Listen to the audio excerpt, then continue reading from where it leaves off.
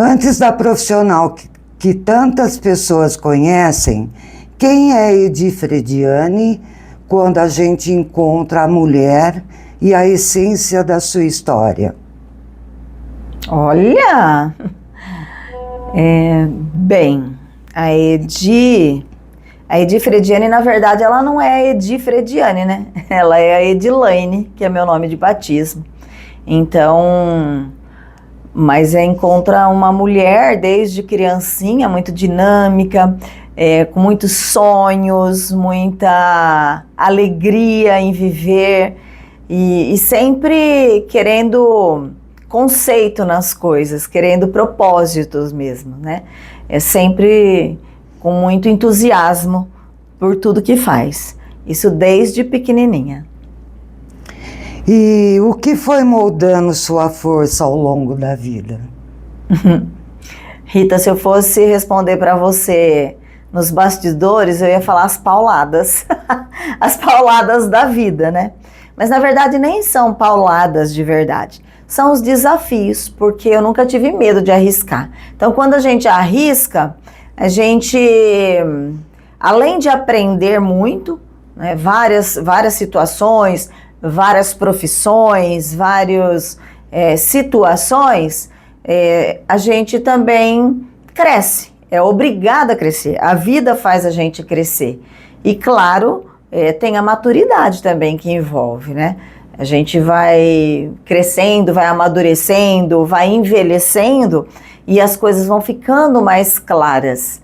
E tudo aquilo que aconteceu, os desafios, que muitas vezes eu achava que era problema, e às vezes era um problema pequeno, mas é porque não saía do jeito que a gente quer, e eu sou muito dessa história e estou aprendendo demais a entender que as coisas não são como eu quero. Então isso para mim também é um bom desafio. Em que momento você percebeu que a comunicação deixaria de ser apenas profissão para se tornar um propósito? Pois é, através da profissão mesmo, né? Depois eu falo que a comunicação, eu sempre repito isso, virou um clichê meu, é o ingrediente principal do ser humano. Você pode ter muito dinheiro, você pode ter uma profissão, um cargo, você pode estar em qualquer patamar da vida profissional ou pessoal, mas se você não souber se comunicar, não vai adiantar. Eu falo que a comunicação, ela acabou se tornando propósito quando eu entendi isso, né, que é necessidade, porque para tudo você precisa se comunicar, para tudo você precisa agir, porque a comunicação, né, é uma ação em comum.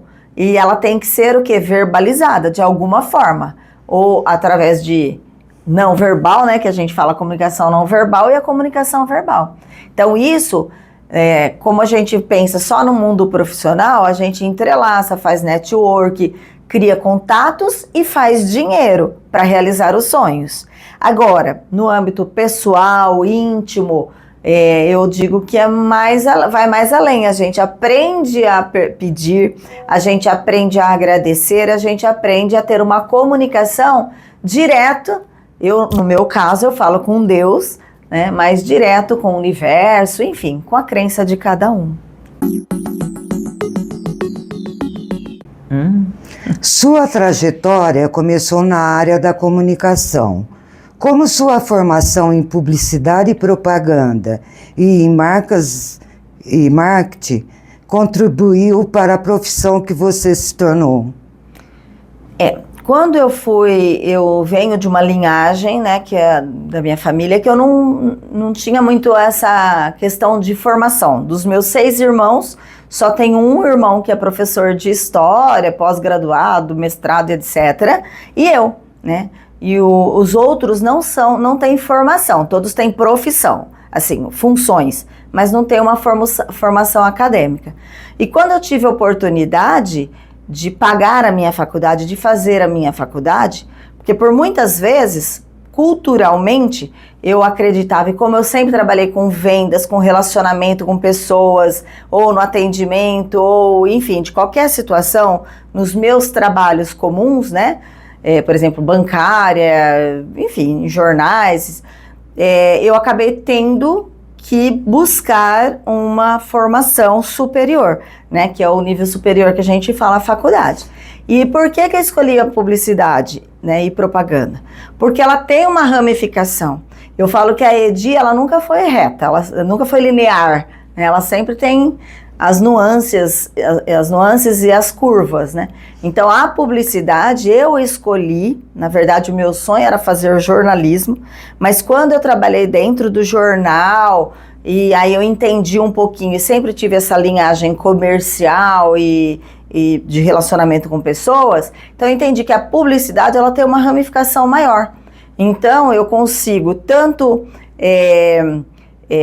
trabalhar com pessoas, quanto com atividades dentro do marketing do mundo corporativo, assim dizendo. Como essa atuação foi se ampliando da comunicação para o desenvolvimento humano, a liderança e a gestão de pessoas? Pois a princípio, como eu trabalhei muito tempo na TV, foram 10 anos entre Matão e Araraquara. O que acontece? As pessoas, eu fui vendo uma necessidade das pessoas se comunicarem melhor, né? E aí, obviamente que eu estudo muito, estudo todos os dias, né? Hoje, inclusive, nos dias de hoje, eu estou fazendo uma pós-graduação em gestão de pessoas. Por quê? Para validar formalmente aquilo que eu já trabalho há muitos anos, né? E aí eu fui entendendo que a comunicação, o falar em público, vender, ou seja, tudo que gira em torno da comunicação, ela está no emocional. E no emocional de quem? De pessoas. E aí sim, se cada ser humano ela consiga gerir as suas próprias emoções, ela vai conseguir ter um crescimento tanto na comunicação, para quê? Para ela fortalecer e se posicionar de uma maneira importante e diferenciada no mundo de hoje, ou no mercado de trabalho, ou seja, onde for, até com a família, né? O que mais a motiva no trabalho de desenvolver pessoas? Formar líderes ou fortalecer relações? Olha, as duas coisas, né? Quando a gente fala em formação de líderes, a gente já está falando de fortalecimento nas relações, né? Mas isso não precisa ser o líder de função, porque muitas empresas colocam, inclusive, a função de líder, né? Mas deveria mudar isso, porque qualquer um pode ser líder, né? Não precisa ter um cargo para ser líder, para estar numa liderança. Você pode ter uma liderança, e uma coisa interessante é que a liderança, ela pode ser construída. Antigamente a gente fala, olha, é um líder nato, nasceu como líder, né? Quantas mães não falam isso dos filhos e tal? Mas para quem acha que não tem essa liderança em si, ela sim pode se tornar, né? Ter uma formação. Inclusive, eu faço várias mentorias e treinamentos para lideranças de empresa e para construção e posicionamento de pessoas que querem liderar algo ou alguém, né?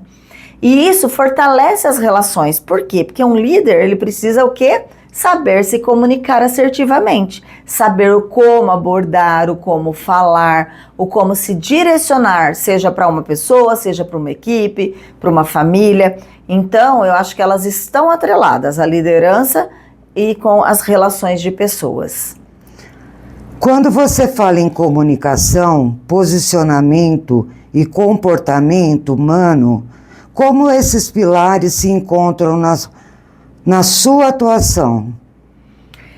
Olha, 100%, né? 100%, porque até através de eu ensinar, né? Dizem que quando a gente ensina, a gente aprende 2 vezes, e isso é fato, porque hoje eu trabalho liderando pessoas e mentoro pessoas para liderar pessoas. Então, quando a gente fala isso, a gente fala de posicionamento. E posicionamento não está só está realmente nas relações, como a gente acabou de falar há pouco, né? Então a gente se posiciona de uma forma diferente, se posiciona assertivamente. Você realmente pode conduzir uma palestra, uma reunião de negócios. Por quê? Porque quando você está se posicionando, você passa credibilidade. E você só consegue passar credibilidade se você lidera algum assunto ou alguma situação do qual você está inserida aí na sua vida profissional, por exemplo, né? Então é importantíssimo, eu acho que as 3 coisas. E eu, todos os dias, eu brigo comigo mesma. Porque a gente tem deslizes, somos seres humanos. Então eu falo, opa, como que eu ensino isso e tô agindo assim? Então não, e com isso a gente vai se posicionando e se ajustando e se corrigindo, né? É muito interessante isso. E, consequentemente, melhorando. E quando a gente faz isso por nós mesmos, e não só pensando nos outros, pensando no dinheiro, pensando no posicionamento, sei lá, perante a sociedade, é tão interessante que você consegue manter o seu eu mesma, né? Eu posso ser eu mesma e ter uma credibilidade perante o mercado. E credibilidade, gente, não há dinheiro que pague. As portas se abrem todos os dias, por isso é muito importante. Na sua visão, por que comunicar bem vai muito além de falar bonito? Porque eu acho que a gente tem responsabilidade sobre o outro. E hoje, mais do que nunca, eu entendo que todo ser humano está aqui para servir, em qualquer situação, né? E quando eu falo servir, não falo ficar ajoelhado dentro de uma igreja 24 horas ou dentro das suas religiões, não é nada disso. Eu falo em servir o outro, o amor, né? O amor, a disposição de ouvir, né? Que é a famosa, que hoje, nos dias de hoje, é a escuta ativa. Então, quando a gente tem esse pensamento, então a gente acaba tendo um encontro real com a comunicação. E aí a gente tem a tranquilidade de falar em público. E quando eu falo em falar em público, eu falo para falar para 1 milhão de pessoas. Diferente do que as pessoas acham que quando a gente falar em público é só para subir num palco e falar um microfone. E não. Às vezes você está ali liderando ou está ali numa equipe de trabalho, dentro da sua casa, numa reunião com a família, qualquer lugar, e você tem que sim falar bem. Você tem que falar em público, né? O que você caracteriza uma liderança humanizada? Está dentro do que eu acabei de falar. A liderança humanizada é você ter a empatia e você se sensibilizar pelo outro, né? E como que a gente consegue sensibilizar pelo outro? Ouvindo. É muito incrível que, olha, eu sempre fui faladeira, sempre falei muito, sempre isso, espontânea e tal, mas é tão incrível que o segredo de falar em público ou de se comunicar é saber ouvir. Então, a liderança humanizada, esse posicionamento que está sendo tão falado, é algo que já devia existir da própria natureza, né? Que entra o respeito, que entra a empatia, todos esses valores que às vezes, infelizmente, se quebra, talvez até por uma ganância, por uma obsessão de ter, de ser, de aparecer nas redes sociais e tal. Então, é diferente. Então, essa liderança humanizada é simplesmente você ter a empatia. E a empatia, eu sei que tem um clichê lá, se colocar no lugar do outro, mas, na realidade, a gente pode sim se colocar, se sensibilizar pelo outro, com o problema do outro. Porque é claro, né? Às vezes eu não consigo me colocar no lugar do outro. Porque como? Não tem jeito, né? O que o outro está sentindo é só o outro que sente. O que a gente sente é só a gente que sente. Mas se eu der um olhar, se eu der uma escuta com os 2 ouvidos e lembrar que eu tenho 2 ouvidos e uma boca, então aí eu vou conseguir realmente ter uma humanização todas as relações. É muito gostoso quando a gente ouve com os dois ouvidos, porque às vezes a pessoa só precisa disso e de um abraço, não precisa ficar falando, né? Ao lado do profissional, existe também aí de mãe. Como a maternidade transformou a sua forma de ver a vida? Vixe, eu acho que a maternidade, ela transforma você querendo ou não, né? De qualquer forma, quando você pensa que você é capaz, né, de produzir, de gerar um ser humano que vai ter toda a linha da vida, né? Todo um percurso da vida, que é o nascer, o andar, o falar, o crescer, o trabalhar, o se ferrar, enfim, o prosperar, tudo. É muito, muito louco, né? Muito assim. Mas foi uma transformação, toda mulher se transforma, né? Porque é um outro ser que você colocou no mundo e, como toda mãe, para ser feliz, né? Para servir o outro. Então, quando fala de filhos, aí eu tenho 2, né? 2 homens, mas para mim são 2 bebês. E sempre vai ser, e aí eu me emociono. Uxi. E quando você olha para eles, o que você sente? Ai, ô Rita, não sabia que você ia me fazer chorar. Hoje eu falo que eu sinto o maior prazer, assim, em ver o crescimento dos 2. Em ver a responsabilidade dos 2, cada um do seu jeito.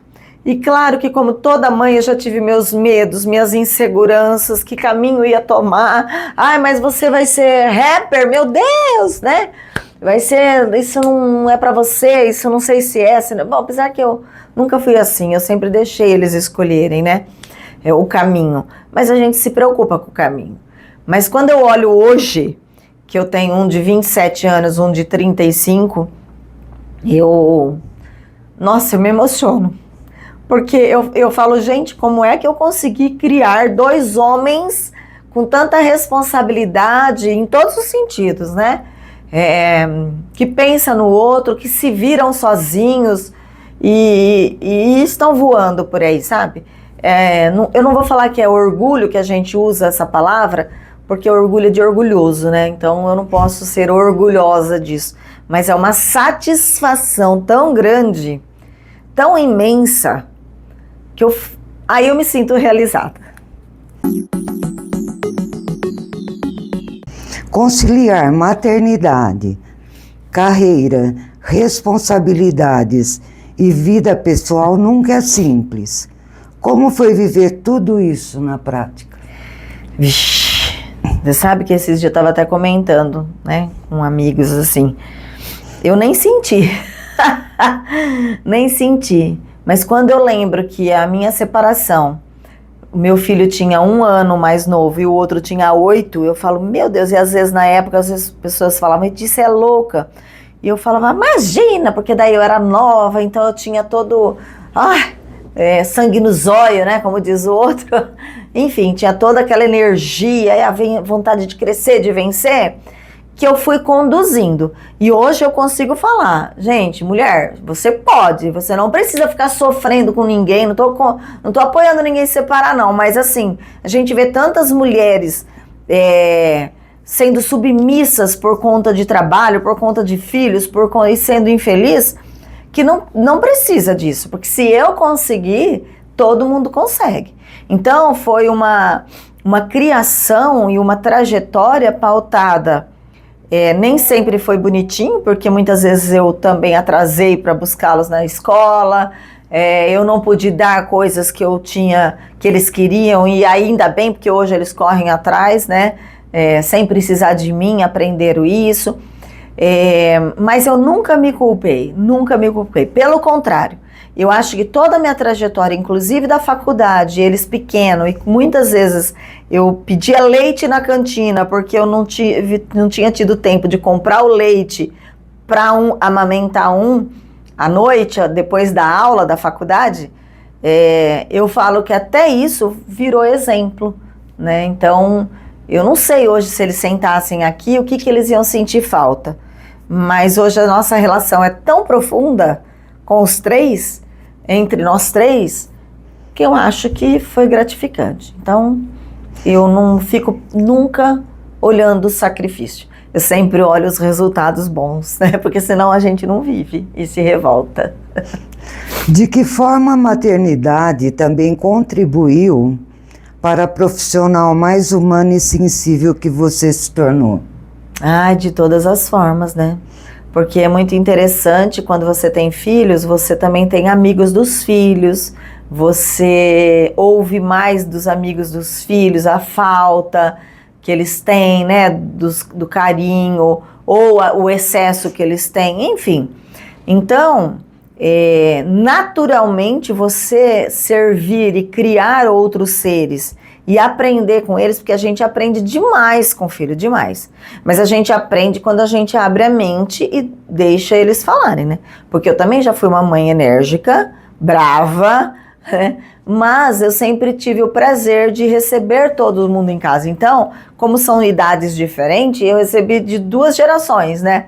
E aí eu começo a fazer uma análise assim, eu falo, poxa, eu tenho que ser mais humana com todo mundo, porque eu quero que sejam humanos com meus filhos, né? Então, se eu não for com o outro, não consigo que os outros sejam com os meus, né? Existe um capítulo muito marcante da sua história, que foi o enfrentamento do câncer. Como esse momento impactou a sua vida? Vixe, dá pausa para... Não, pode continuar. Olha, foi um dos impactos maiores que eu tive comigo mesma, né? Porque ninguém da família teve diagnóstico. Eu fui a premiada. E hoje eu falo premiada, por quê? Porque, nossa, foi muito difícil receber o diagnóstico. Não foi difícil o processo que eu ouvi da médica. Vai ser um ano muito difícil, mas graças a Deus, Deus me abençoou tanto. Minha mãe Maria me acompanhou, me cobriu tantos de bênçãos, que foi mais triste emocionalmente do que a própria doença, né? Que eu não precisei fazer químio, eu só fiz as rádios, enfim. E aí o processo em si, ele nunca é bom, né? Porque ele desconecta seu corpo, desconecta, dá o medo, né? O medo, porque quando você recebe esse diagnóstico, você fala, meu Deus, vou morrer amanhã. Mas o que mais doeu, que a gente estava falando de filhos, foi passar notícia para os meus filhos. Foi a cena mais triste que eu pude ver deles, né? Perto de mim e depois longe, que eu fiquei espiando eles de longe. E eles se abraçavam tanto, tanto. E eles foram tão parceiros comigo, não só eles, como muito amigos, né? A família toda. Nossa, eu graças a Deus, é essa hora que a gente vê como a gente é abençoado.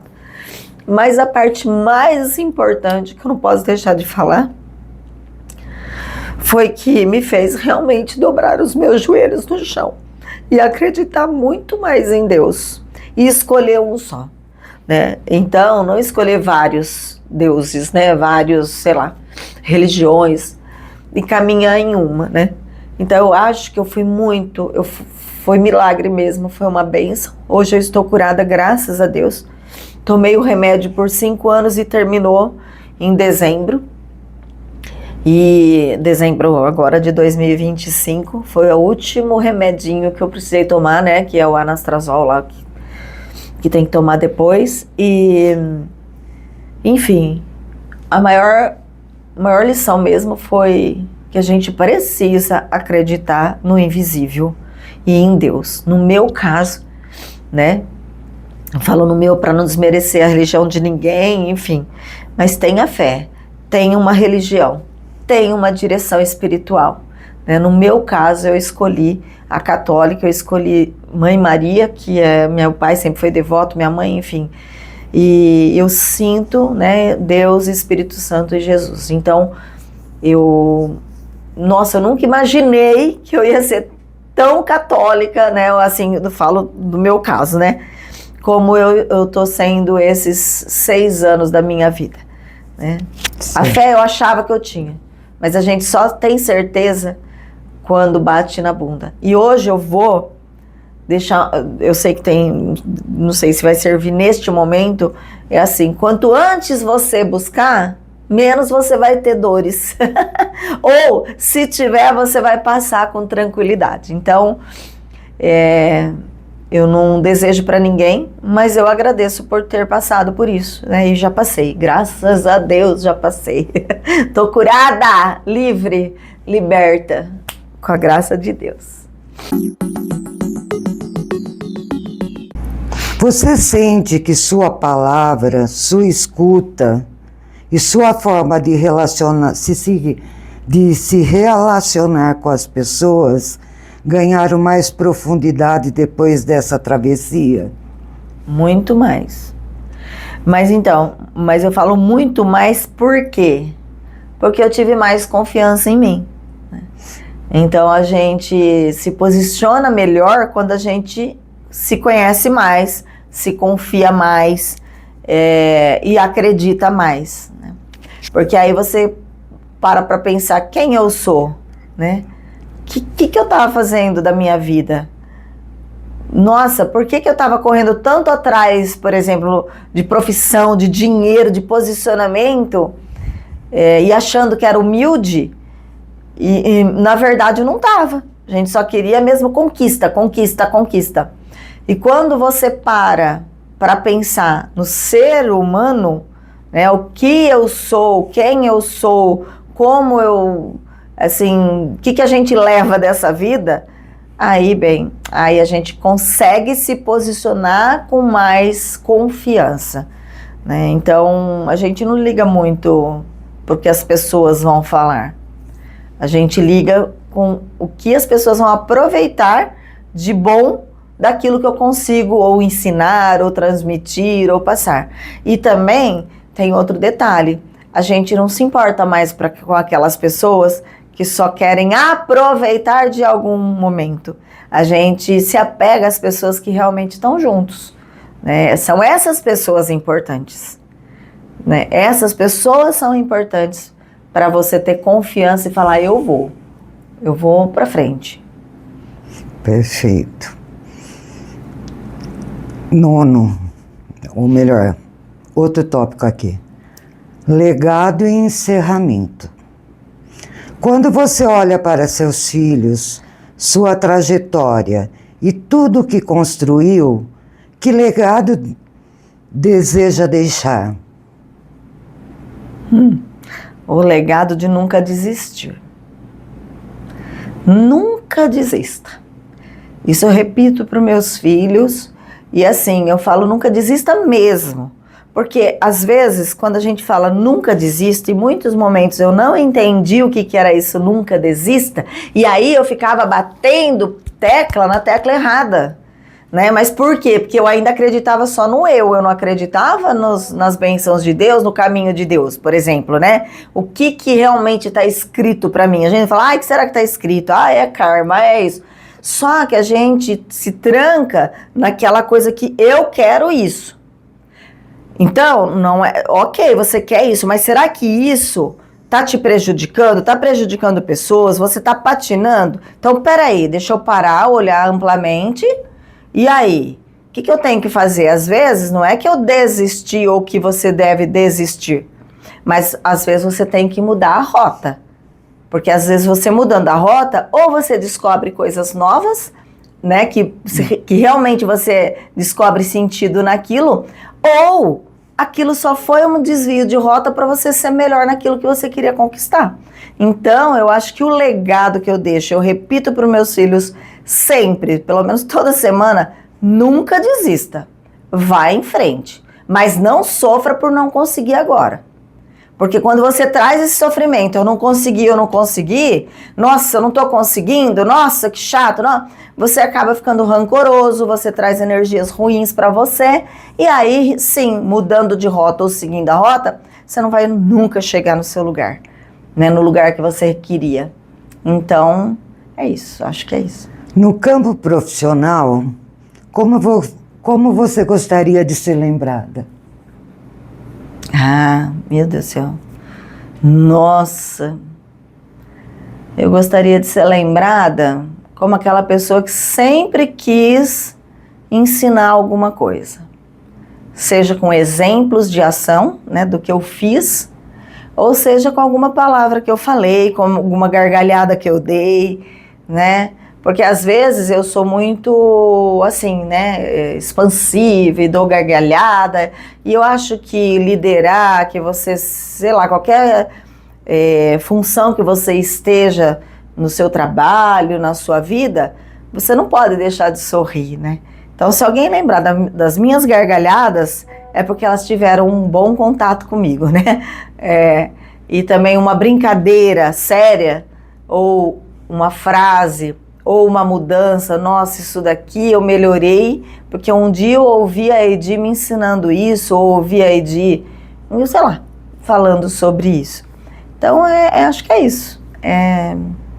São ações e palavras que eu pude melhorar essa pessoa, né? Depois de tudo o que viveu, quem é a Edi Frediani hoje?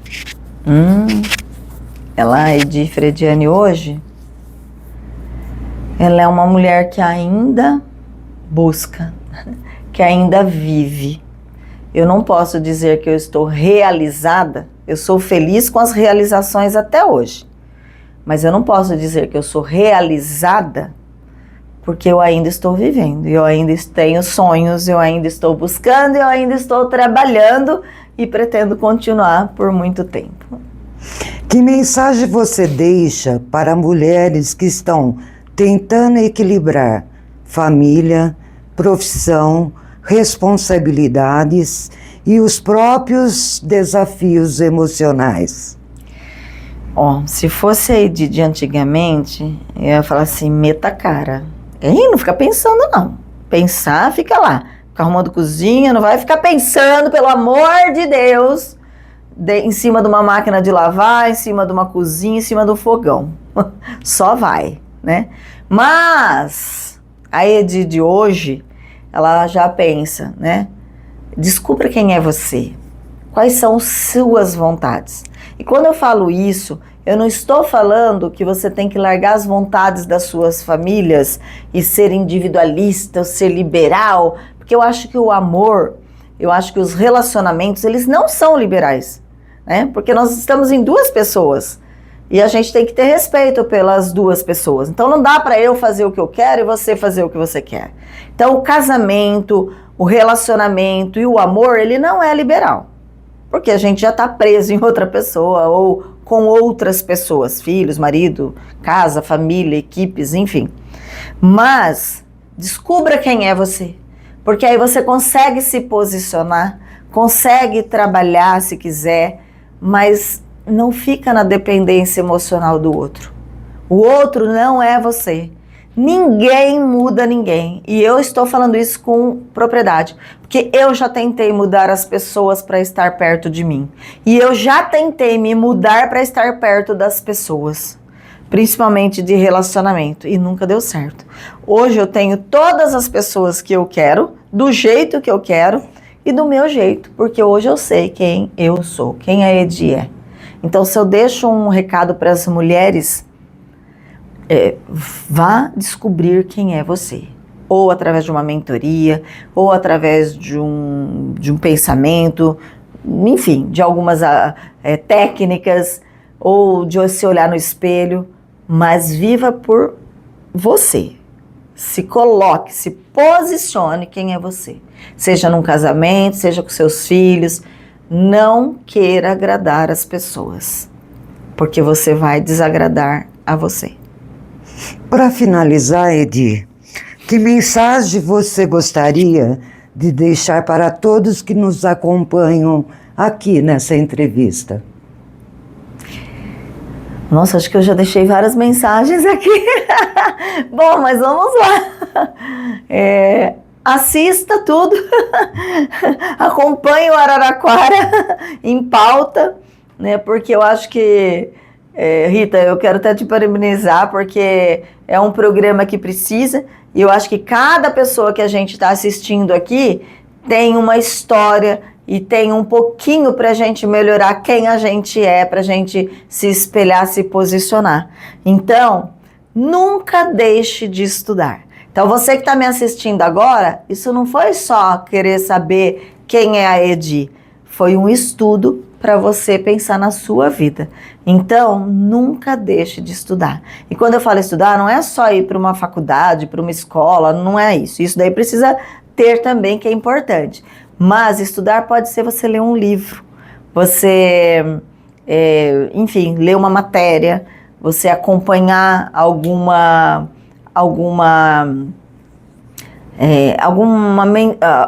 matéria, algum assunto que você goste para você.